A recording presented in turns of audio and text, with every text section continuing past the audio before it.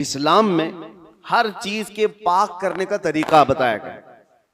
कपड़े पर अगर नजासत लग गई तो पाक करने का तरीका है। नजासत पेशाब पखाना किसी भी चीज की गलाजत लगी हो तो उसको पाक करने धुलने का तरीका है। कपड़े को 3 बार धो और 3 बार निचोड़ो, अच्छे से सुखाओ, कपड़ा पाक हो जाए। बर्तन में नजासत लग जाए तो उसके पाक करने का तरीका है। अगर पानी की बाल्टी में कोई नजासत गिर गई उसको पाक करने का भी तरीका है। फिक़ह में सबके कुएं में नजासत गिर गई, कुआं था उसमें चूहा गिर गया, बिल्ली गिर गई, बकरी कुत्ता जो भी जिस साइज का है उसके सबके मसले मौजूद हैं। कितने डोल पानी निकालने पर ये पानी पाक हो जाएगा। जमीन के पाक करने का भी तरीका है। जमीन पर अगर नजासत लगी, मिसाल के तौर पर किसी जानवर ने लीद कर दिया, गोबर कर दिया, अब नजासत तो लगी है, उसको पाक कैसे किया जाए? तो फिक़ह का कानून है कि जोर बारिश हो जाए या आप तेजी से उस पर पानी बहाओ और फिर तेज धूप पड़ जाए, जमीन सूख गई तो वो जमीन पाक हो गई, क्योंकि अब उसको निचोड़ा नहीं जा सकता। जमीन तो जहां है वही।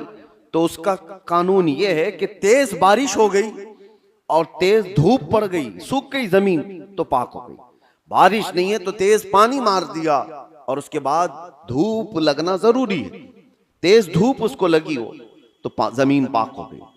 तो ये नजासतों से पाक करने के तरीके। अब आइए मैं आपको बताता हूं, दिल पर नजासत लगी हो ये कैसे पाक किया जाए। गुनाहों के धब्बे लगे हों, इसमें न जाने लालच, गीबत, कीना, बुग़्ज़, अदावत, न जाने क्या क्या चीजें भर गई हों, ये नजासत पाक करने का तरीका क्या है? मौलाना जलालुद्दीन रूमी मसनवी शरीफ के मुसन्निफ फरमाते हैं, दिल को पाक करने का तरीका वैसी ही है जैसे जमीन को पाक करने का तरीका है। जमीन को पाक करने के लिए तेज बारिश का हो जाना और तेज धूप का पड़ जाना काफी होता है कि जमीन पाक हो जाती है। दिल को पाक करने के लिए जिक्र इलाही की बारिश होना चाहिए और किसी शेख कामिल की तेज निगाह पड़नी चाहिए, दिल पाक हो जाता है। जिक्र इलाही की बारिश हो तो पानी की तरह इसको धुल देता है और उसके बाद किसी शेख कामिल अल्लाह वाले की नजर उस पर पड़े तो फिर उसका दिल इसी तरह से सूख करके पाक हो जाता है जैसे जमीन पाक हो गई। आज हमारे लिए यही तो मसला है कि हम अपना वक्त अपने दिल की पाकीज़गी के लिए नहीं निकाल पाते, हमारे पास ये वक्त ही नहीं रह गया। हाँ, अगर जिस्म के अंदर कोई बीमारी आ गई तो फिर भागेंगे दौड़ेंगे डॉक्टर्स के पास, इलाज कराएंगे। मेरे अजीजों, ये बेचैनी और बेकरारी और घबराहट का इलाज उनके पास भी नहीं। वो डॉक्टर्स ज्यादा से ज्यादा आपको नींद की गोलियां दे सकते हैं डिप्रेशन कम करने के लिए, स्ट्रेस कम करने के लिए। आप अच्छे से सो, घंटों सोते रहो, किसी को सुला देना ये डिप्रेशन का इलाज नहीं है। और कुछ तो डॉक्टर्स के पास जाकर डिप्रेशन का इलाज गोलियों से लेकर के आ गए और कुछ अपने हाथों इलाज करने के लिए सिगरेट पीने लग गए, अपने हाथों इलाज करने के लिए वो बीड़ी गुटखा खाने लग गए। उनको ये लगता है कि जैसे ही डिप्रेशन होगा, टेंशन होगा, सिगरेट फूंकूंगा तो टेंशन फ्री। उससे 2 कदम आगे बढ़कर कुछ लोग शराब की तरफ चले गए, उससे आगे कदम बढ़कर के चरस, अफयून, गांजा इस पर चले गए। इन सब से पूछो तो एक ही जवाब देते हैं, टेंशन फ्री हो जाते हैं ये लेकर के। सिगरेट वाला भी, शराब वाला भी, चरस गांजे वाला भी, उसको ये लगता है कि ये लेने के बाद ऐसा लगता है मैं हवाओं में उड़ रहा हूं। उसके बाद नशा उतरने के बाद फिर क्या होता है? ये तो उस तरह से है खुजली की बीमारी, जब तक खुजाते रहो अच्छा लगे, हाथ छोड़ दो तो फिर जलन शुरू हो जाए, चमड़ी छिल जाए। गुनाहों का यही मामला है, करने के वक्त थोड़ी सी लज्जत, लेकिन वो बड़े दाग धब्बे छोड़ जाते हैं, बेचैनी और बढ़ जाती है, घबराहट और बढ़ जाती है।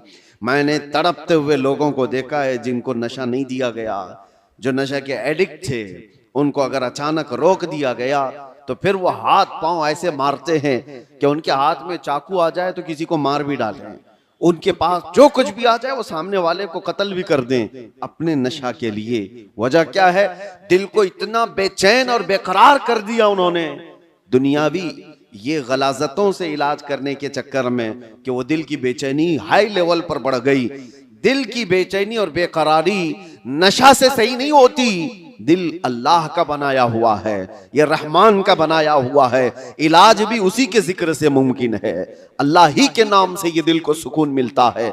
इसीलिए मौलाना जलालुद्दीन रूमी रहमतुल्लाह ताला अलैह एक बात और भी कहते हैं, खाने काबा देखा है? खाने काबा, तवज्जो चाहता हूं, खाने काबा इतना मुअज्जम, इतना मुकद्दस है कि उसके लिए करोड़ों मुसलमान पूरी दुनिया के अतराफ व अकनाफ से आकर तवाफ करते हैं, बोसे देते हैं, सीना लगाते हैं। ये खाने काबा अल्लाह का घर है। लेकिन मौलाना रोम फरमाते हैं, है तो काबा, ये इब्राहिम खलीलुल्लाह की बनाई हुई इमारत है, इब्राहिम खलीलुल्लाह अलैहिस्सलाम की बनाई हुई इमारत है काबा। और वो कहते हैं कि काबा बिनाए खलीले अतहरस्त, वो दिल गुजरगाहे रब्बे जलीलस्त। लेकिन